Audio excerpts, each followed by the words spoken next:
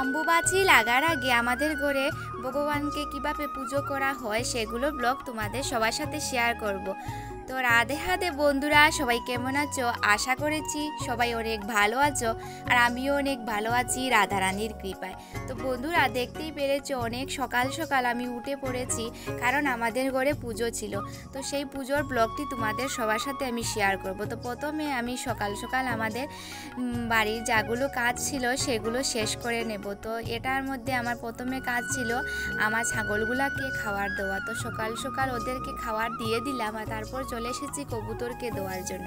তো কবুতরকে খাবার দিয়ে দিলাম, তারপর চলে যাব গোমাতার এখানে গোবর নিয়ে আমাদের ঘরবাড়ি ছিটে দিয়ে শুদ্ধ করে নেব।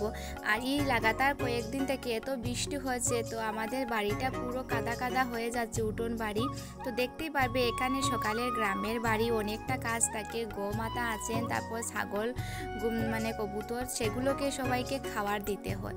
তো পুজোর এই যে রান্না বান্না করেছিলাম সেগুলো সবজি আমাদের গাছের নিজের সবজি, তো সেখান থেকে তুলে আমি ভোগের রান্নাটা করেছিলাম। তো দেখতে পারবে তারপর সকালের কাজগুলো আমার অল্প শেষ করে আমি চলে এসেছি বাগানে, আর সেখান থেকে লাউয়ের ডাঁটা, তারপর ঝিঙ্গে, কারকুল, তো অল্প অল্প আমাদের কাছে সবজি হয়েছে, তো সেগুলো ভগবানের দেওয়ার জন্য আমি পেরে নিয়েছি। আর আমাদের গাছে দেখতে পেয়েছো দুটি আনারসও ধরেছে। তারপর এই যে লেবু পেরে নিলাম, আর আমি চলে যাব এখানে কারকুল আর ঝিঙ্গে পাড়ার জন্য। তারপর যা যা কিছু করি সেগুলো তোমাদের সবার সাথে অবশ্যই শেয়ার করব। আর এই পুজোটা কারণ হচ্ছে এই যে 22শে জুন অম্বুবাচী লেগে যাবে, তার আগে আমাদের ঘরে মানে গ্রামের প্রত্যেকই ঘরে পুজোটা করা হয়, আর 4 দিন তো পুজো বন্ধ থাকে তার জন্য। তো দেখতে পারবে এখানে সবজি প্রায় অনেকটা তুলে নিয়েছি, আর এখানে কচু শাকও ছিল, তো সেগুলো আমি তুলে নিলাম, কচুর লতা। তারপর চলে এসেছি সবজিগুলা রেখে দিলাম এখানে, আর স্নান টান করে চলে এসেছি ঠাকুরের পুজোর ফুলগুলা আমি বাগান থেকে তুলে নেব। আর কারণ বৃষ্টির ভাব ছিল, আর জানি না কখন বৃষ্টি এসে পড়বে, তার জন্য সকাল সকাল আমি কাজগুলো সব শেষ করে নিলাম। তো এখানে দেখতে পারবে আমি অনেকটা ফুল আমাদের গাছ থেকে পেরে নিয়েছি, আর পুজো করতে তো প্রায় ভীষণ ফুল লাগে, আর ভালোও লাগে ভগবানকে দিতে।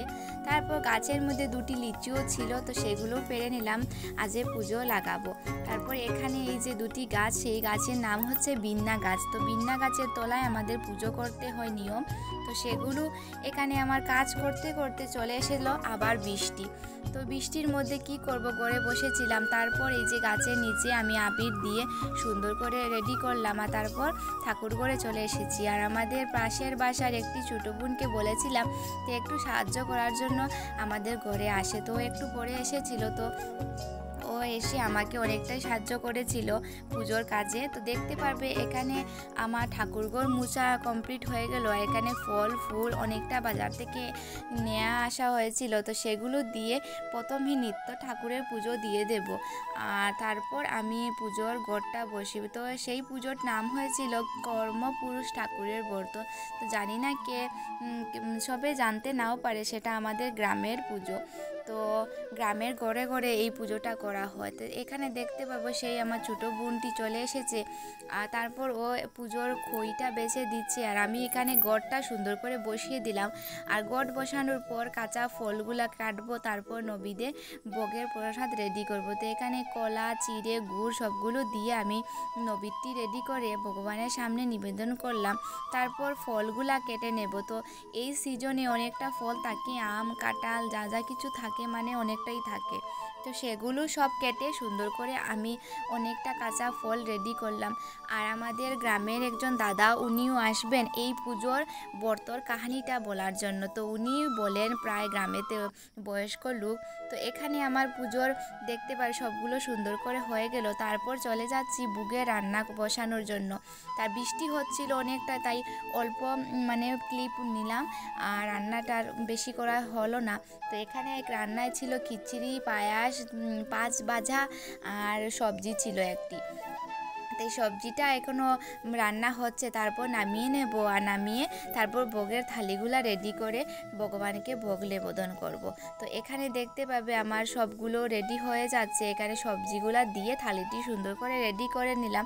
তো সেই থালিগুলা ঠাকুর করে নিয়ে এসেছি, আর এখানে ভোগটি লাগিয়ে তারপর আরতি করে নিলাম। আর সবাই মিলে একটু গান কীর্তনও করবেন, তো সেগুলো আর তোমাদের সবার সাথে শেয়ার করা হয়নি। তো এখানে দেখতেই পেরেছো আমার পুজোটা কমপ্লিট হয়ে গেল। তারপর এই যে গাছ লাগিয়েছিলাম বাইরে, তো সেই গাছের নিচে পুজো হবে। তো সেই গাছে পুজো করার জন্য এখানে ফল প্রসারি সবগুলো নিয়ে নিলাম। তারপর ছিল এখানে সিঁদুর, তারপর দুধ, তেল সিঁদুর, সেগুলো দিয়ে পুজো করতে হয়। তো এখানে আমার মা পুজোটা দিয়ে দিচ্ছেন, আর আমাদের নিয়মে যা যা কিছু করতে লাগে তো সেগুলো উনি করে তারপর সবাই ঘরে এসে গেলেন।